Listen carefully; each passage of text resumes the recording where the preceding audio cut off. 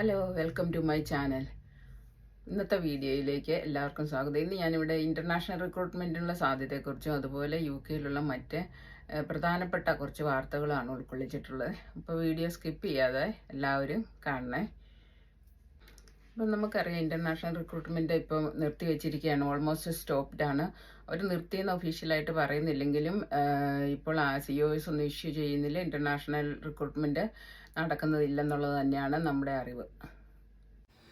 അപ്പോൾ 2024 ഒരു current state of nurse shortage എന്ന് UK എന്നുള്ള ഇതൊരു കണക്കിൽ നമ്മൾ നോക്കുമ്പോൾ 47,000 നേഴ്സിംഗ് വേക്കൻസീസ് ആണുള്ളത്. അത്രയും ഷോർട്ടേജ് ആണുള്ളത്.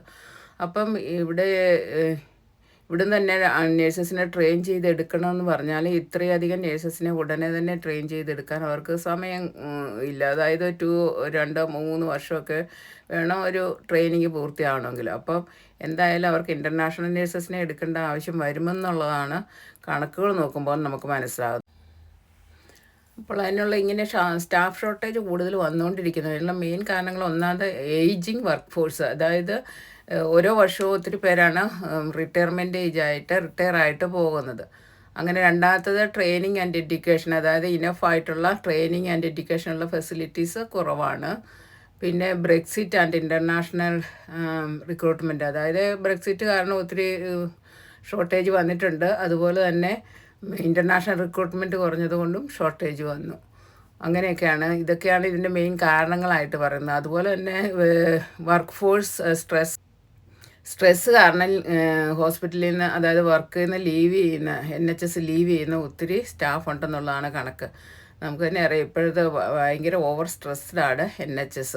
അപ്പോൾ അങ്ങനെ ഷോർട്ടേജ് വരുന്നുണ്ട്. അതുപോലെ നമുക്കറിയാം NHSലെ വെയിറ്റിംഗ് ലിസ്റ്റ് വളരെയധികം, ബാക്ക്ലോഗ് വളരെയധികം കൂടിയിരിക്കുകയാണ്. അപ്പോൾ അതിനെ ശരിയായ രീതിയിലൊന്ന് മാനേജ് ചെയ്യാൻ വേണ്ടിയിട്ട് ഇപ്പം കഴിയുന്നില്ല. അതിനുള്ള സ്റ്റാഫ് ഫെസിലിറ്റീസോ ഒന്നും അവർക്കില്ല. അപ്പോൾ കൂടുതലായിട്ടാണ് സ്റ്റാഫിനെ റിക്രൂട്ട് ചെയ്ത് അതിനുള്ള ഫെസിലിറ്റീസൊക്കെ ഉണ്ടാക്കിയാൽ മാത്രമേ ഈ വെയിറ്റിംഗ് ലിസ്റ്റൊക്കെ കുറയ്ക്കാൻ പറ്റുള്ളൂ. അപ്പോൾ ഇതൊക്കെ കൊണ്ട് നോക്കുമ്പോൾ ഇൻ്റർനാഷണൽ റിക്രൂട്ട്മെൻറ്റ് നന്നായിട്ട് കൂട്ടേണ്ട ഒരു അവസ്ഥയാണ് ഇപ്പോൾ ഉള്ളതെന്നുള്ളതാണ് നമ്മൾ നോക്കുമ്പോൾ നമുക്ക് മനസ്സിലാകുന്നത്.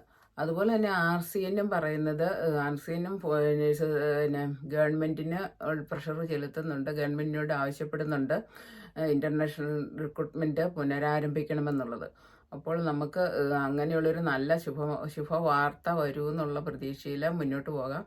അതായത് ഒക്ടോബറിൽ ആണ് ഇവിടുത്തെ ബഡ്ജറ്റ് അടുത്ത ബഡ്ജറ്റ് പാസ്സാക്കുന്നത്. അപ്പോൾ NHS വേണ്ടിയിട്ട് കുറേ ഫണ്ടിങ് അവർ വകയിരുത്തുമെന്ന് നമുക്ക് പ്രതീക്ഷിക്കാം. ഫണ്ടിങ്ങിൻ്റെ കുറവ് മൂലമാണ് NHSന് ഇപ്പോൾ ഒത്തിരി സ്റ്റാഫിനെ റിക്രൂട്ട് ചെയ്യാൻ പറ്റാത്തത്. അപ്പോൾ അതിനൊരു പരിഹാരം ഗവൺമെൻറ് കണ്ടെത്തും എന്നുള്ള പ്രതീക്ഷയിൽ നമുക്ക് പോകാം. അങ്ങനെ വെയിറ്റ് ചെയ്യാം. അങ്ങനെ ഇൻ്റർനാഷണൽ റിക്രൂട്ട്മെൻറ്റ് കുറേയെങ്കിലും പുനഃസ്ഥാപിക്കുമെന്ന് ഉള്ള പ്രതീക്ഷയോടെ ആണ് നമ്മൾ കാത്തിരിക്കുന്നത്. അതുപോലെ തന്നെ NHSലെ വെയിറ്റിംഗ് ലിസ്റ്റ് കൂടി വരുന്നു. അതുപോലെ സാധാരണക്കാരെ വളരെയധികം ദുരിതത്തിലാക്കുന്നുള്ള റിപ്പോർട്ടാണ് ഇപ്പോൾ വന്നിരിക്കുന്നത്. സാധാരണക്കാർ ഇപ്പം നീണ്ട വെയിറ്റിംഗ് ലിസ്റ്റ് കാരണം പ്രൈവറ്റ് ഹോസ്പിറ്റലിനെ പോലും ആശ്രയിക്കേണ്ട ഒരവസ്ഥയാണ് വന്നിരിക്കുന്നത്. അതുമൂലം അവർക്ക് സാമ്പത്തികമായ നഷ്ടം വരുത്തുന്നുണ്ട്.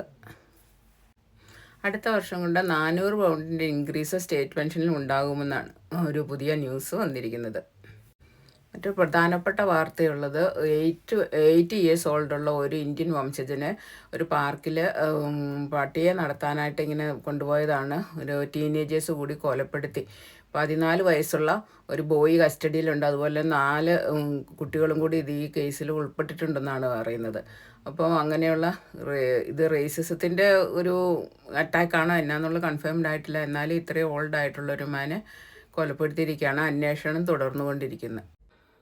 വേറൊരു കാര്യമുള്ളത് ഇല്ലീഗൽ മൈഗ്രൻസിൻ്റെ ഇല്ലീഗൽ മൈഗ്രൻസ് വളരെയധികം കൂടി വരുന്നു. ഗവൺമെൻറ് ശക്തമായിട്ടുള്ള നടപടികൾ എടുക്കുന്നുണ്ടെങ്കിലും ധാരാളമായിട്ടുള്ള ഇല്ലീഗൽ മൈഗ്രൻസ് ഇപ്പോഴും വരുന്നുണ്ട് ഫ്രാൻസിൽ നിന്നൊക്കെ. അപ്പോൾ ഇങ്ങനെയുള്ള ആൾക്കാരെ താമസിപ്പിക്കുന്നതിനും അവർക്ക് വേണ്ടിയിട്ടുള്ള കാര്യങ്ങൾ ചെയ്യുന്നതിനും വേണ്ടിയിട്ട് ധാരാളം നമ്മുടെ ടാക്സ് പേയേഴ്സിൻ്റെ മണിയാണ് സ്പെൻഡ് ചെയ്യുന്നത്. അപ്പോൾ ഇതിന് വേണ്ടിയിട്ട് കൂടുതൽ ഉദ്യോഗസ്ഥന്മാരെ നിയമിച്ച് ഇങ്ങനെയുള്ള ആൾക്കാരെ, ഇങ്ങനെയുള്ള ഇല്ലീഗൽ മൈഗ്രേഷൻ തടയാൻ വേണ്ടിയിട്ടുള്ള ഉദ്യോഗസ്ഥന്മാരെ നിയമിച്ചിട്ടുണ്ടെന്നാണ് പറയുന്നത്. അതുപോലെ തന്നെ ഇങ്ങനെ എത്തിപ്പെടുന്ന ഒത്തിരി പേരെ തിരിച്ചയക്കാൻ, ഡീപ്പോർട്ട് ചെയ്യുവാനും ഉള്ള ഒരു നടപടികളാണ് അവരിപ്പോൾ കൈക്കൊണ്ടിട്ടിരിക്കുന്നത് എന്നുള്ളതാണ് പറയുന്നത്. അപ്പോൾ ഇത്രയൊക്കെയാണ് ഇന്ന് നിങ്ങളോട് എനിക്ക് പങ്കുവെക്കാനുള്ള കാര്യങ്ങൾ. അടുത്ത വീഡിയോയുമായി വരുന്നവരെ എല്ലാവർക്കും ബായ്.